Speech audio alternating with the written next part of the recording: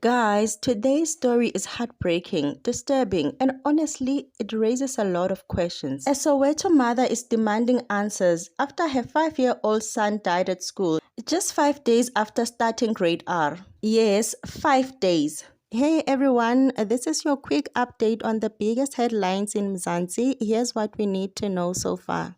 A mother from Jabulani, Soweto, Bongiwe Mnisi, says she received a distressing phone call from her son's school on Monday. They told her something tragic happened. Imagine getting that call as a parent. She rushed to Coronation Hospital, hoping to find answers. But according to her, when she arrived, no one immediately told her what had happened to her child. She says she kept asking questions over and over again. And then she was told the unthinkable. Her 5-year-old son, Mangoba Mnisi, had passed away. Guys, Mangoba was just 5 years old, a grade R learner at Bernard Isaacs Primary School in Coronationville. It was his first time ever attending school, and he had only been there for 5 days. His mother says when she was finally allowed to see his body, holding him in her arms made the reality sink in. Her baby was gone.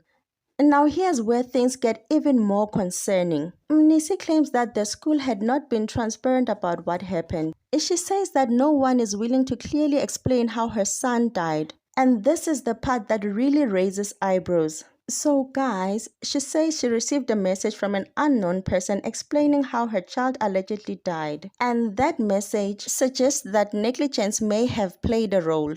So now the big question is, what really happened inside that school? How does a 5-year-old go to school healthy and end up in a mortuary? As it stands, this grieving mother says she wants justice. She believes someone must be held accountable. And honestly, as a community, we need answers too. So what do you think, guys? Should the school be investigated immediately? Do you think there's more to this story?